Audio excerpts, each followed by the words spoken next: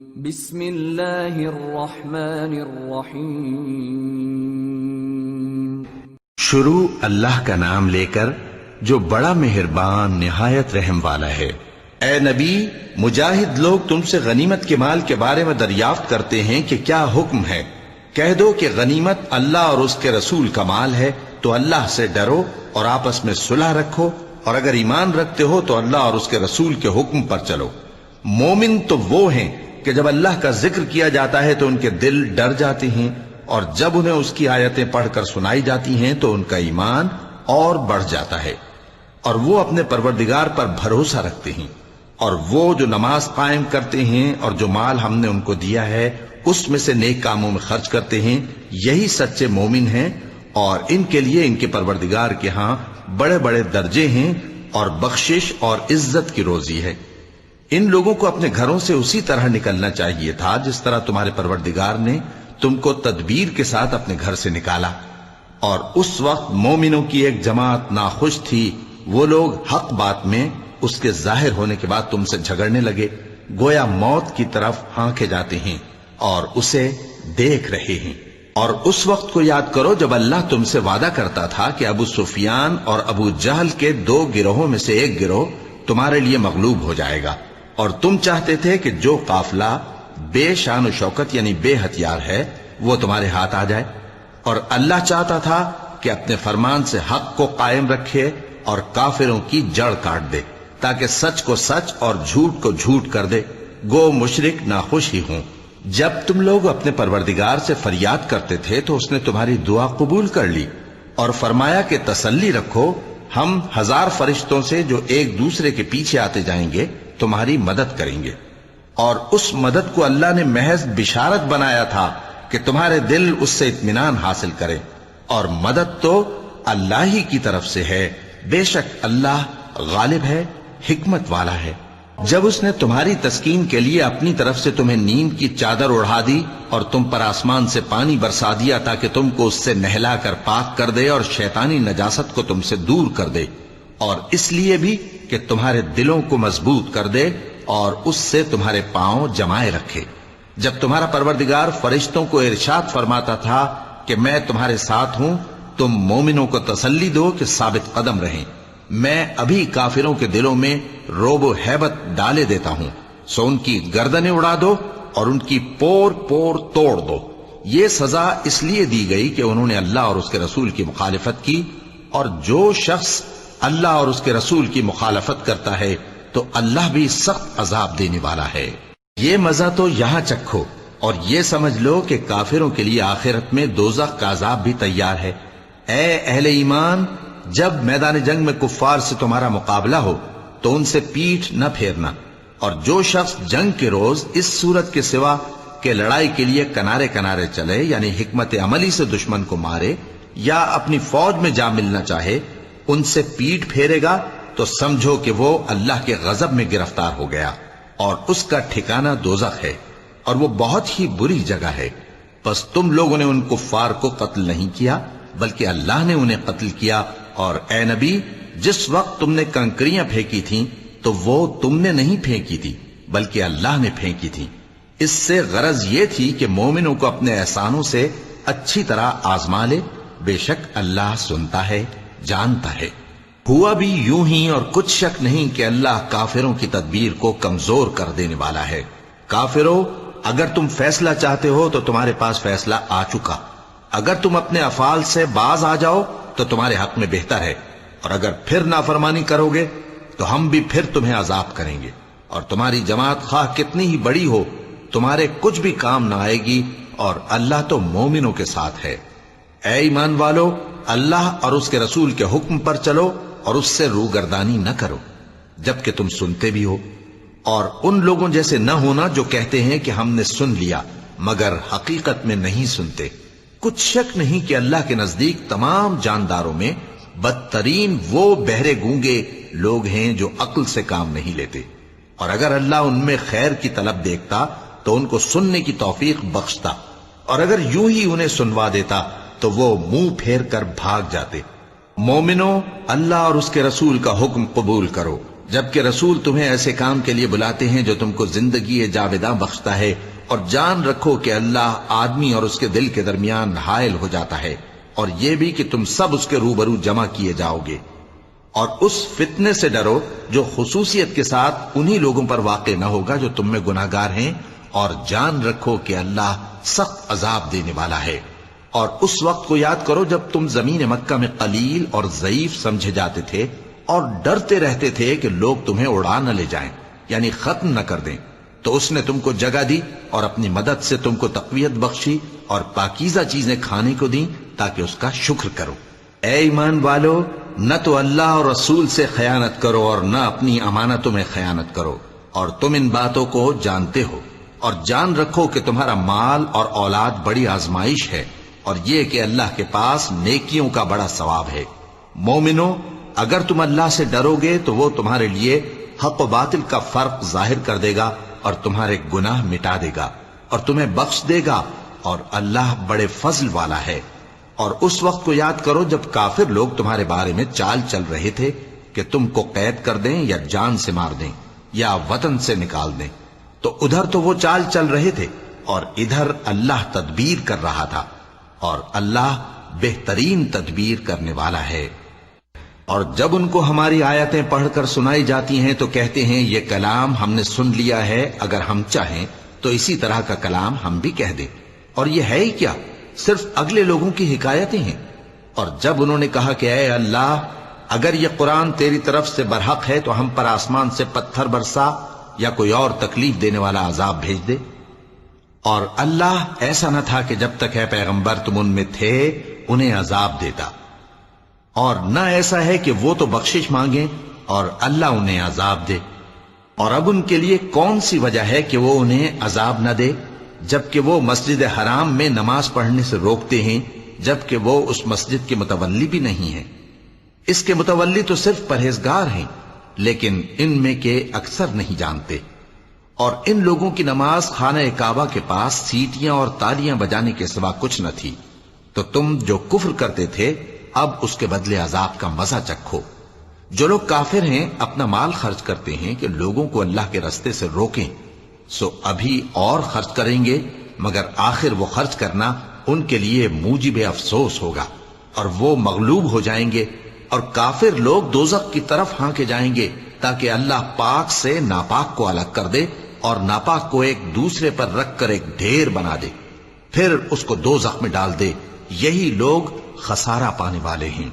اے پیغمبر، کفار سے کہہ دو کہ اگر وہ اپنے افعال سے باز آ جائیں تو جو ہو چکا وہ انہیں معاف کر دیا جائے گا، اور اگر پھر وہی حرکات کرنے لگیں گے تو اگلے لوگوں کا جو طریقہ جاری ہو چکا ہے وہی ان کے حق میں بھی برتا جائے گا۔ اور ان لوگوں سے لڑتے رہو یہاں تک کہ فتنہ یعنی کفر کا فساد باقی نہ رہے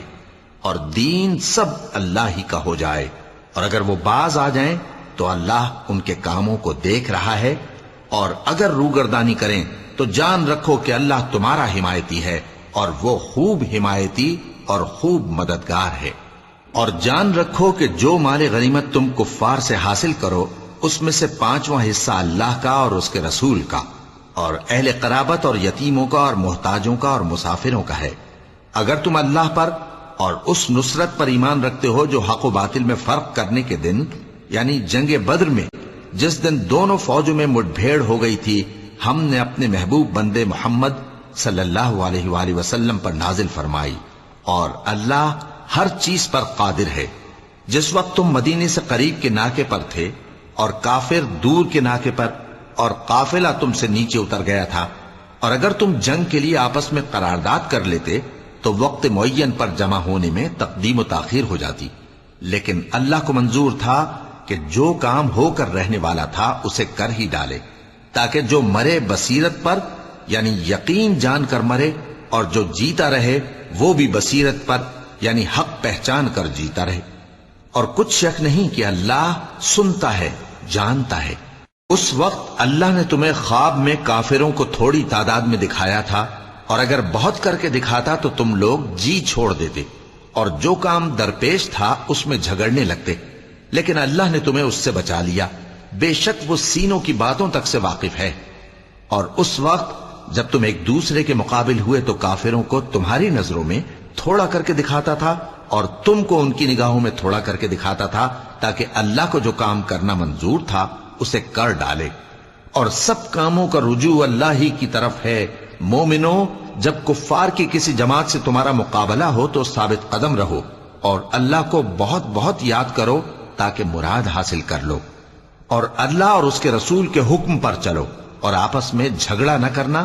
کہ ایسا کرو گے تو تم بزدل ہو جاؤ گے اور تمہاری ہوا اکھڑ جائے گی، اور صبر سے کام لو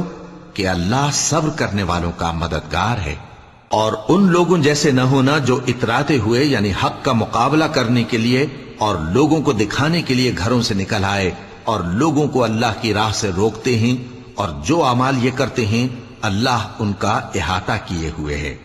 اور جب شیطان نے ان کے اعمال ان کو آراستہ کر دکھائے اور کہا کہ آج کے دن لوگوں میں سے کوئی تم پر غالب نہ ہوگا اور میں تمہارا رفیق ہوں، لیکن جب دونوں فوجیں ایک دوسرے کے مقابل صف آرا ہوئیں تو پسپا ہو کر چل دیا اور کہنے لگا کہ مجھے تم سے کوئی واسطہ نہیں، میں تو ایسی چیزیں دیکھ رہا ہوں جو تم نہیں دیکھ سکتے، مجھے تو اللہ سے ڈر لگتا ہے اور اللہ سخت عذاب کرنے والا ہے۔ اس وقت منافق اور کافر جن کے دلوں میں بیماری تھی کہتے تھے کہ ان لوگوں کو ان کے دین نے مغرور کر رکھا ہے، اور جو شخص اللہ پر بھروسہ رکھتا ہے تو اللہ غالب ہے، حکمت والا ہے۔ اور کاش تم اس وقت کی کیفیت دیکھو جب فرشتے کافروں کی جانیں نکالتے ہیں کہ ان کے چہروں اور پیٹھوں پر مارتے جاتے ہیں اور کہتے ہیں اب آگ کے عذاب کا مزہ چکھو، یہ ان اعمال کی سزا ہے جو تمہارے ہاتھوں نے آگے بھیجی ہیں۔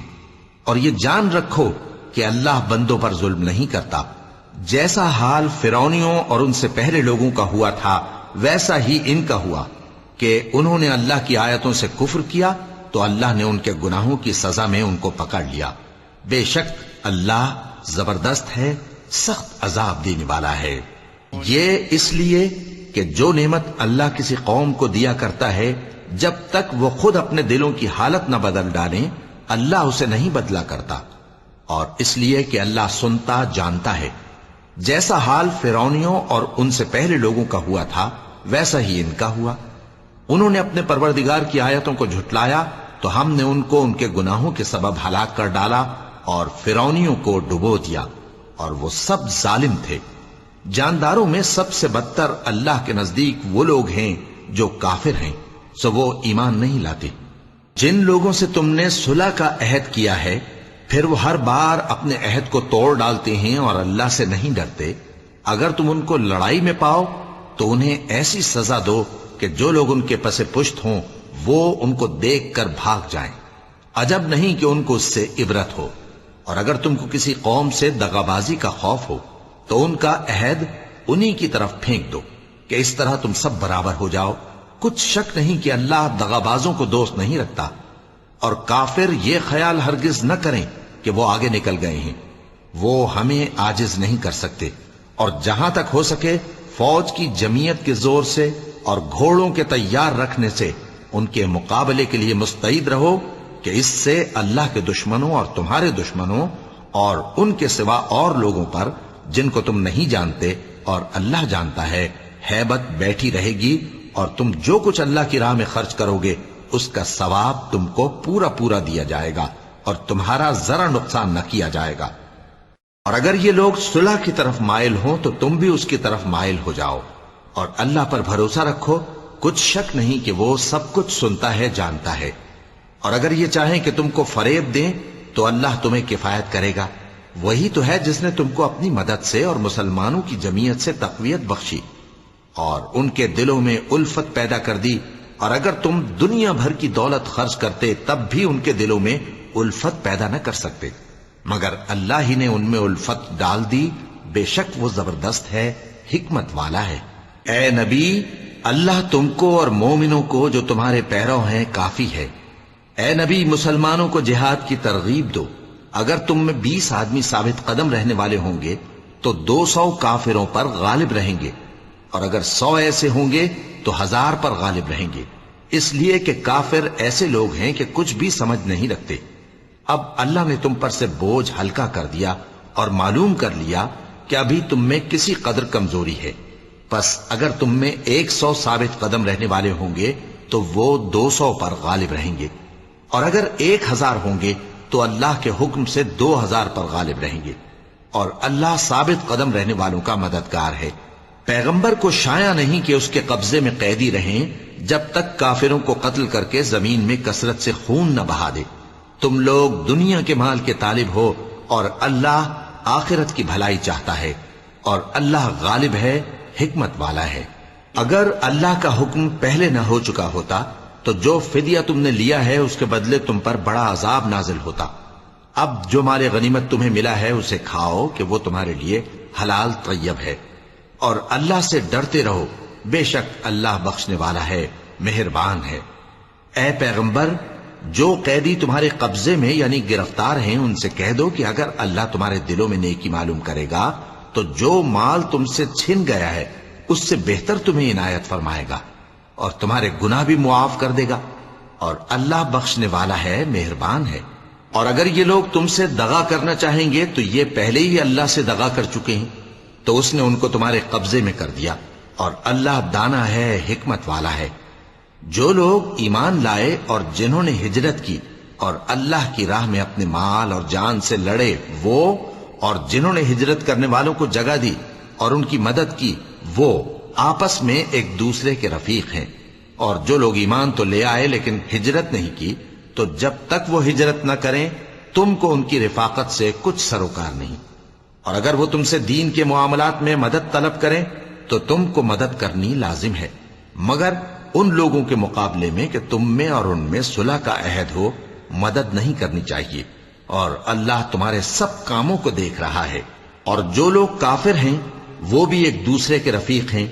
تو مومنو، اگر تم یہ کام نہ کرو گے تو ملک میں فتنہ برپا ہو جائے گا اور بڑا فساد مچے گا۔ اور جو لوگ ایمان لائے اور وطن سے ہجرت کر گئے اور اللہ کی راہ میں جہاد کرتے رہے، اور جنہوں نے ہجرت کرنے والوں کو جگہ دی اور ان کی مدد کی، یہی لوگ سچے مسلمان ہیں۔ ان کے لیے اللہ کے ہاں بخشش اور عزت کی روزی ہے۔ اور جو لوگ بعد میں ایمان لائے اور وطن سے ہجرت کر گئے اور تمہارے ساتھ ہو کر جہاد کرتے رہے، وہ بھی تمہیں میں سے ہیں۔ اور رشتہ دار اللہ کے حکم کی روح سے ایک دوسرے کے زیادہ حقدار ہیں، کچھ شک نہیں کہ اللہ ہر چیز سے واقف ہے۔ صدق اللہ العظیم۔